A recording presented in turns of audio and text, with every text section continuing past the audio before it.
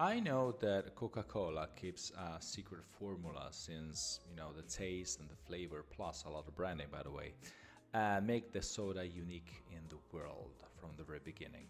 Likewise, expats moving to Italy are looking for the same recipe, like a mix of actions and strategies you can use as a blueprint to save your taxes once you move to our country.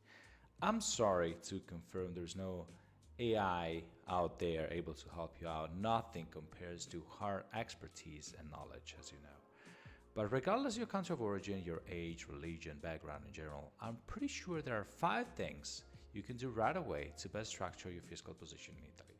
I will start with start empty. It's not a joke.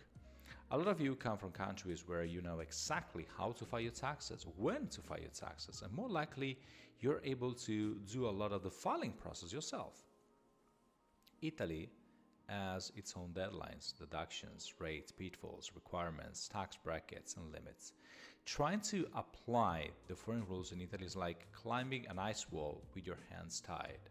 Instead, I suggest starting from scratch and collecting every piece of information every day, adding some more details as soon as your knowledge starts to grow. And maybe there are some incentives you're not aware of at the moment, some strategies that work, for example, in the US are not doable in Italy, or even worse, some rules do not exist at all here. Then I will go with timing. Before or after July 1st, that's it. This is what I read online when I go on Facebook, on social media, like all the matter, all the possibilities are just limited by just one given day, like an invisible red line. You have to cross sooner rather than later. Yes, we all know that if you spend more than 180 days in Italy, more likely you'll become a tax resident. Same if you're registered to the municipality as permanent resident for more than 6 months. But timing is way more than that. Timing is learning how to leverage the flexibility given by the Italian tax code by spending less than 6 months in Italy every year. It gives you the opportunity to spend some time in Italy and use it as a test drive with no fiscal consequences.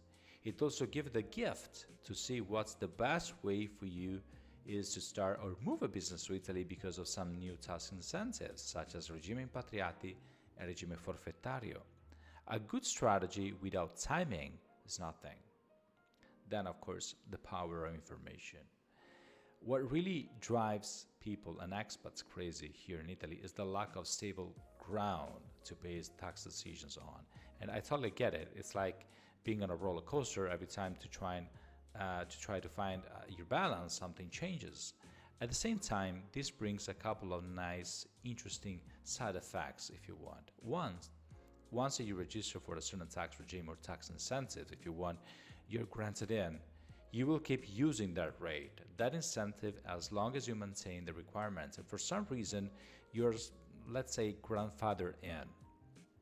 And number two, if you have the chance to see what the rules are, maybe you have the chance as well to shift from a bad, boring tax regime to a more profitable one. If that happens, you can benefit from new deductions, new incentives, new tax credits, because that's what the Italian budget law is about, finding the most safe and fair way for taxpayers to file their taxes and getting new opportunities. So literally, knowledge is power, and in this case, it's money actually. Then, well, don't forget about the dual taxation agreement. Countries in general loves to fight, and please don't get me wrong, I'm not talking about Russia, Ukraine, or other horrible events.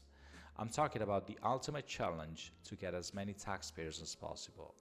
This is why every year European and non-European countries discuss their visa process, their immigration policy, and they work on new incentives for digital nomads, for example.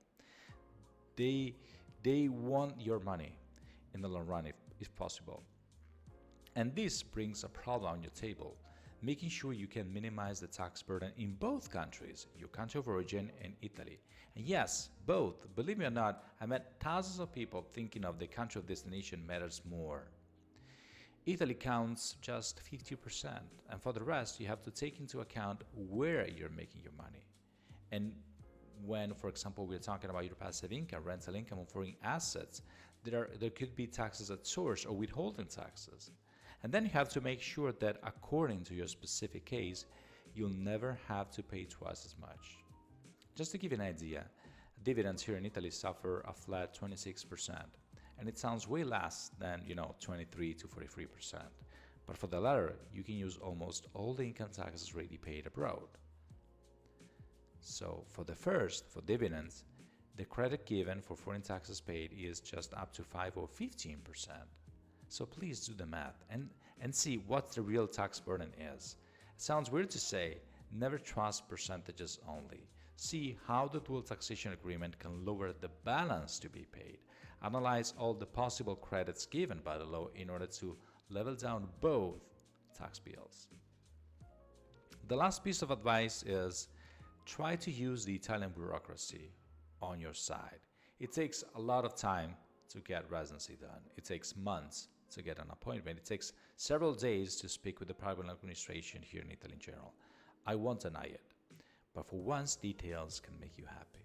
The Italian Civil Code, the same source of regulation that slows all the processes down, no matter what the goal is the same that gives you the chance to sign a temporary lease instead of the 3 or 4 years long.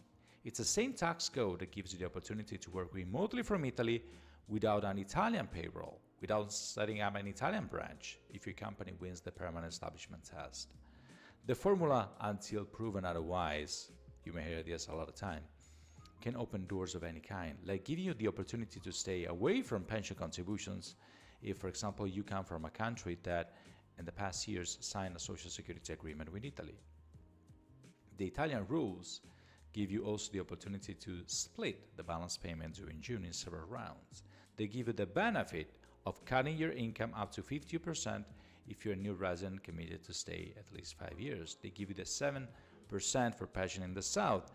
Italian rules also give you the amazing opportunity to keep your fiscal residency in Italy, even if you spend less than 6 months in Italy. And this is really amazing if you think about the chance for you to visit and enjoy European countries in general.